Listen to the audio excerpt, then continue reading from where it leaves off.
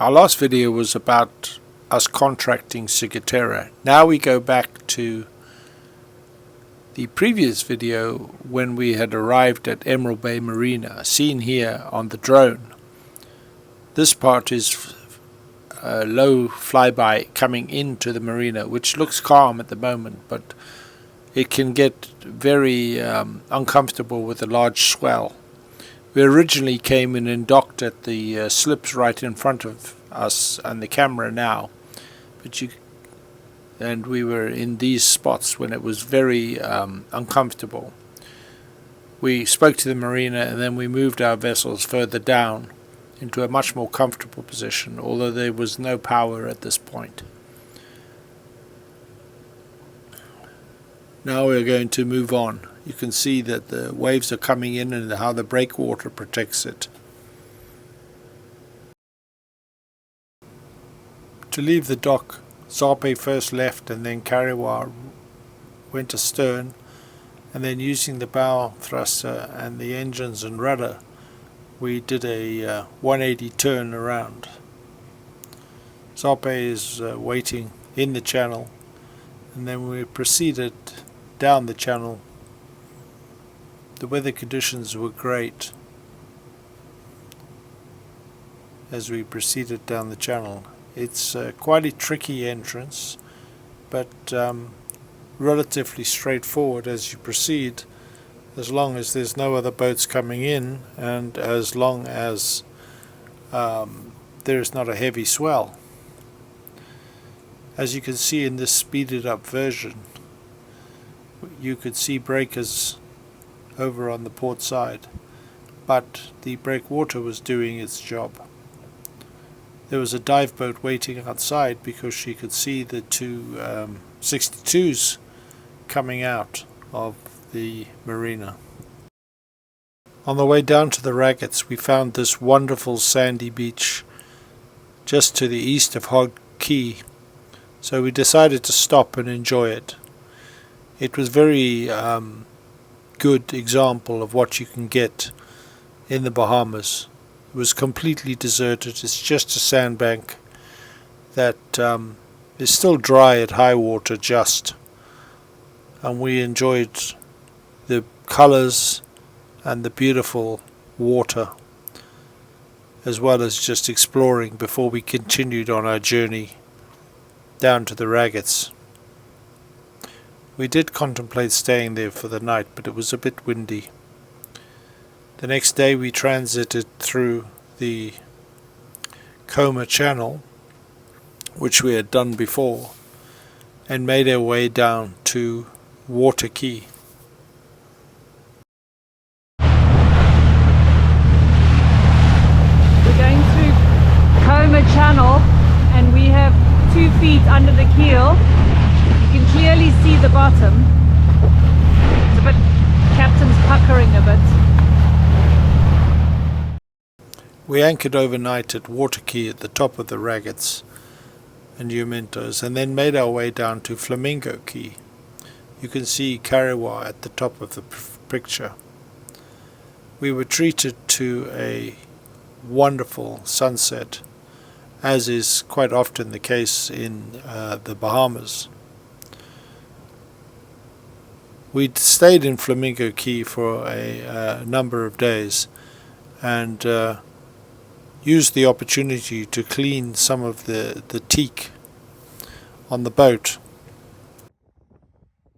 As you can see, the teak had started to go grey and we hadn't applied any stain or given it a clean for some time. So I started by washing it down, wetting it down.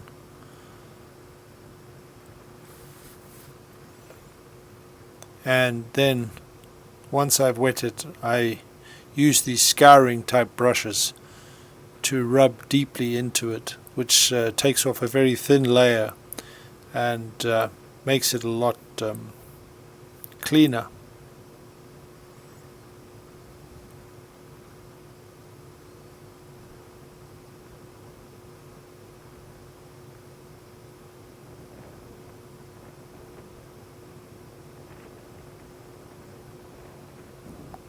After applying all of this elbow grease, it's time to pick up the hose and give it a good wash.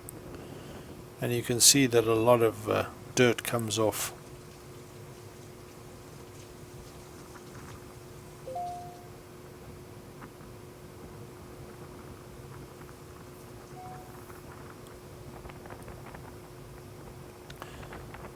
The end result is a very nice job, and it means that the teak is good to go for another couple of months. I'm thinking about applying some stain as well, but currently that teak looks very good, and it's something to do while sitting at anchor.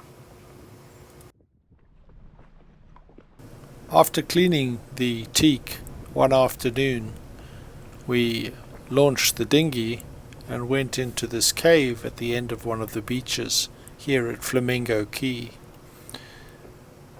We knew this cave was there because our friends on Orion, Sailing Orion, had posted about it on Instagram, and it gave us an opportunity to then go and explore it. We went in at reasonably low tide, which meant that I had to be careful of the outboard. But it's also nice to go in there at high tide. But it's very beautiful, and we enjoyed it.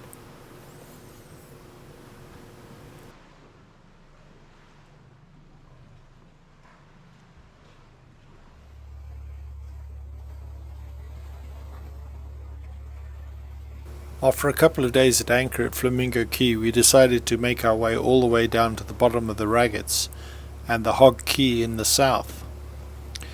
There we would meet up with Zape, Arinda and Alliance. We decided to go outside and were treated to this spectacular swim of about 15 dolphins swimming with Kariwa for 10 minutes outside Nurse Key Channel. It was a fantastic experience. On arrival in Hog Key in the South Raggets, I put the drone up and captured all 4 Nordhavns at anchor. That evening we went for dinner on board Zape, and we all contracted ciguatera poisoning. See our last video. This is Kariwa at anchor on the morning after the ciguatera.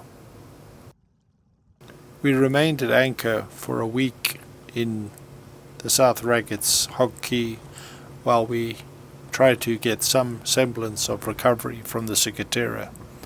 I was able to take the dinghy and take the garbage ashore in Duncantown. At the beginning of the ciguatera, I was the least affected. After we'd been there about 5 days, our friends on Orion arrived. Here comes Orion. They've come to rescue many bottles of wine, many tins of fish, and some other stuff, and maybe just to say hello to us. Fortunately, the day after Orion arrived, we decided with Zape that we were going to make a run back to West Palm Beach. We had things to do and plans to make, and we felt well enough to at least try to make the voyage. So this is our farewell flyby, Nordhavn style. Ahead we have Zape going past. Alliance. They'd fired the cannon, but we missed it. Over in the distance is Orion, or Sailing Orion, having come in the day before. And then round to starboard you see the N55 Arinda waiting for us to approach. We came close to N57 Alliance with Jason and Rochelle. As we made our way past the boats to say goodbye, Arinda and Zape saying their goodbyes as we approached slowly. Zape had fired their cannon, but we missed it on our videos. We did, however, catch the serenade of whistles.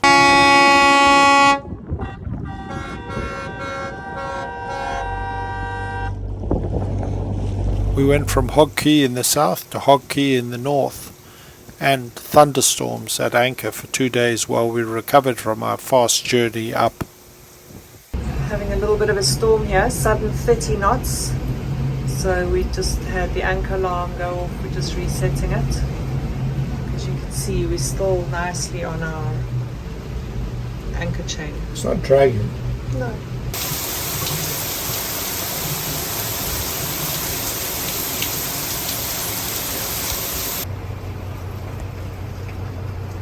We've decided to move from Hog Key up to Georgetown, and the weather is a bit bad. It's raining a lot. It has been all day, but the water's calm. So we raised the anchor in the rain. Oh look, another B-52. Hello, Wanderlost.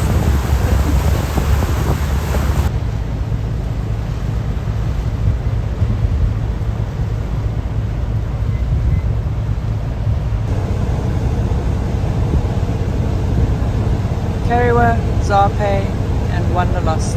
We're all traveling together back to West Palm.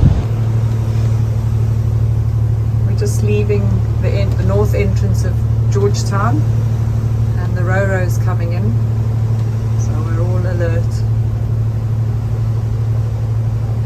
A Roro is a roll-on, roll-off ship.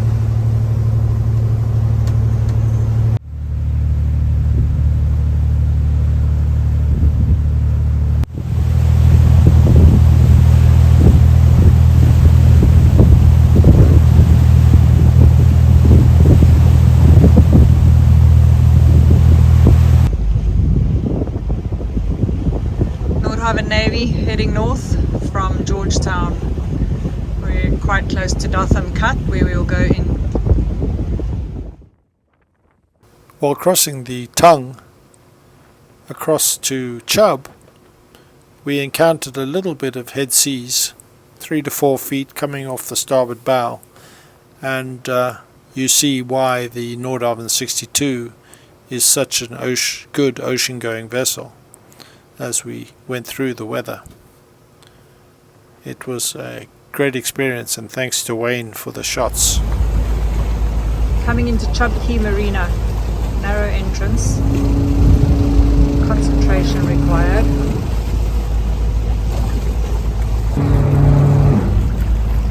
Zarpe is inside somewhere, and here's Wanderlost waiting.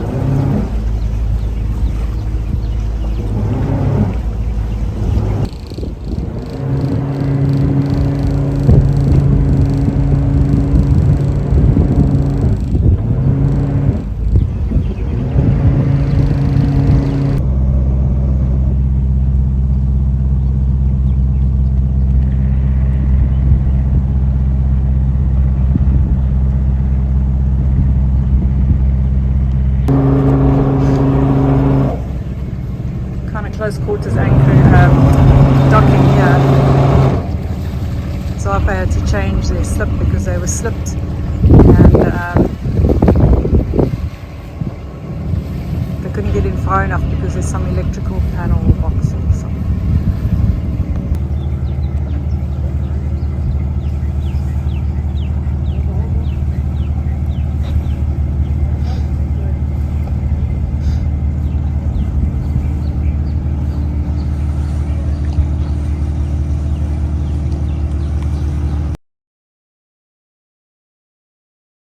Karawa and Zarpe docked with an azimuth between us.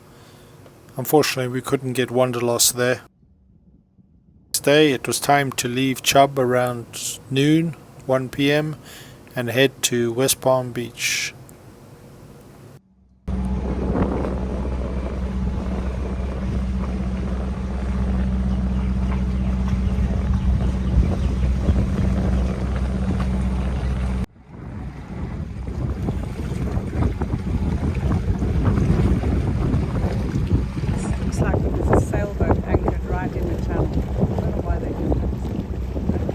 I don't know. There's Wanderlost coming out of the channel at Chub Cay, the second of the Nordhavn Navy.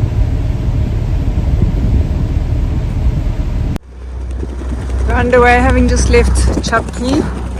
On our starboard we have Zarpe, and on our port we have Wanderlost.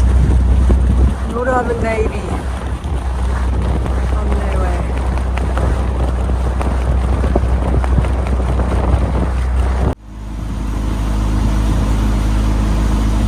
How close can you get?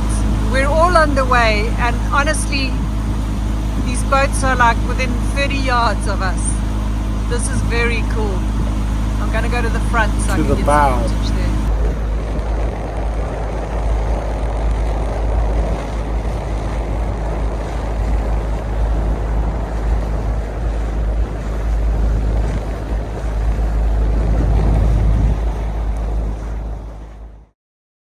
The water was calm and I was able to get the drone up.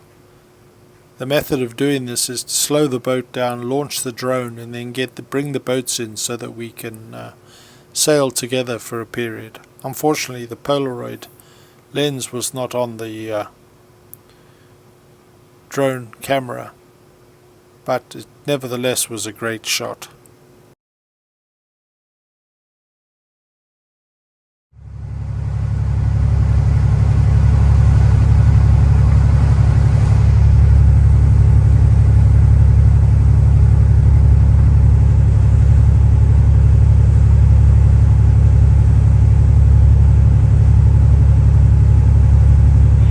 Epic sunset.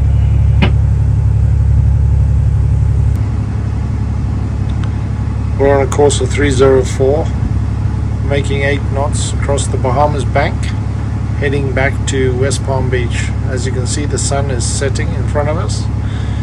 I've just put the radar on for the first time. Then we have the chart and the engine room view. It's been a long journey back from the South Raggeds in the Bahamas after we all caught ciguatera, fish poisoning. It's a beautiful evening though, and it'll be a full moon for the crossing, so that should be interesting as well. I'll just zoom in a bit so you can see.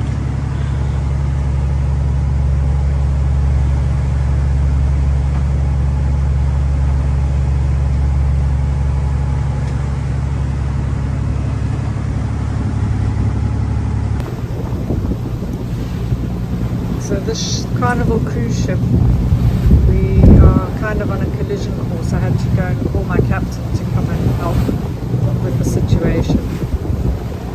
So he'll be 1 mile ahead of us when our paths cross. And he's the 8th cruise ship tonight, all going in all directions.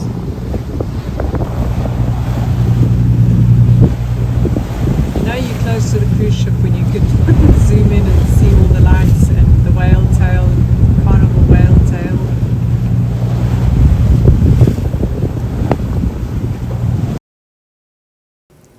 Sunrise at West Palm Beach, Florida. We overnighted it across the Gulf Stream, and just before we were going to start crossing the stream, another boat was traveling east. And he called up Wayne on Wanderlost and said to him, good luck out there. It's 5-foot seas at 5 seconds. So Dave on Chub came in and said, well, that's okay. That's why we have Nordhavns. So we're going to keep going. So this drone shot is of Peanut Island over on the left-hand side and of Riviera Beach City Marina right ahead, where Karawa and Chub Cay are docked upon arriving back in West Palm. We're now preparing our vessel for a journey down to Panama via Roatan and perhaps Grand Cayman. We have a number of little items that we're going to be doing, and that'll be covered in the next video. In the meantime, Chub Cay will be making her way north up to Rhode Island and Massachusetts. Thank you for watching. Please like and subscribe and follow our videos.